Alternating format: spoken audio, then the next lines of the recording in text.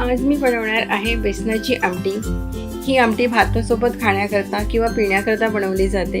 झटपट होते आणि अगदी घरच्या साहित्यात बनवली जाते। कढईत तेल गरम केलंय आणि त्यात घातलंय राई आणि जिरा। राई जिरा छान तळतळल्यानंतर त्यात घालायचा कढीपत्ता। कढीपत्त्याची तळतळ थांबली की त्यात घालायचा एक छोटा कांदा बारीक कापलेला। कांदा आपल्याला जरासा परतून घ्यायचा आहे।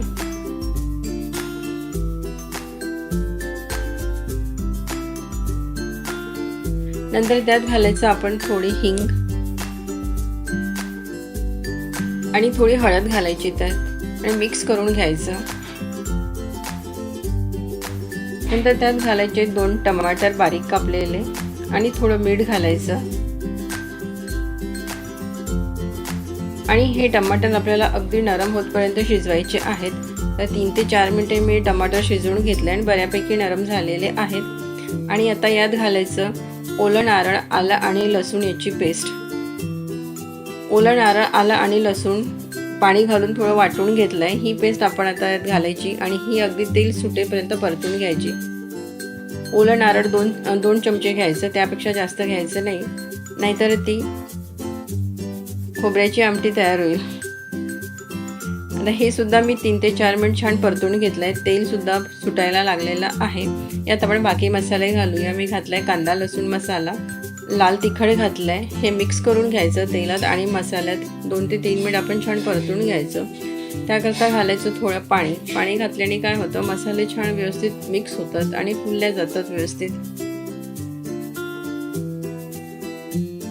आणि यात घातले मी 3 चमचे बेसन। 3 चमच्या बेसनात 3 ते 4 लोकांना आमटी पुरेशी होते। आणि हे बेसन आपल्याला तेलात मसाल्यात व्यवस्थित भाजून घ्यायचं आहे। अगदी गॅस कमी ठेवायचा। कमी गॅसवर हे बेसन आपल्याला छान भाजून घ्यायचं आहे। कच्चं राहता कामा नये, नाहीतर आमटीची चव बदलेल। तरी ते बेसन सुद्धा छान व्यवस्थित भाजल्या गेलेलं आहे। आणि यात आता घालायचं गरम पाणी। पाणी गरमच घालायचं।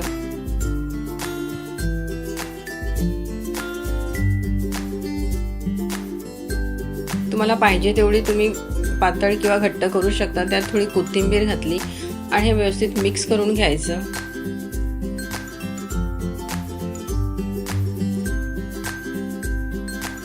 बेसन तेलात आधी व्यवस्थित छान परतून घ्यायचं, म्हणजे त्याच्या गुठळ्या होणार नाही। आणि आता यात घालायचं मीठ अगदी गरजेनुसार, चवीनुसार। आणि या आमटीला छान उकळी काढायची।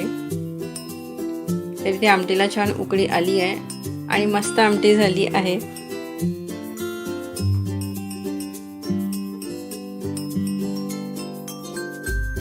रोजच्या आमटीला हा एक छान मस्त उत्तम पर्याय आहे।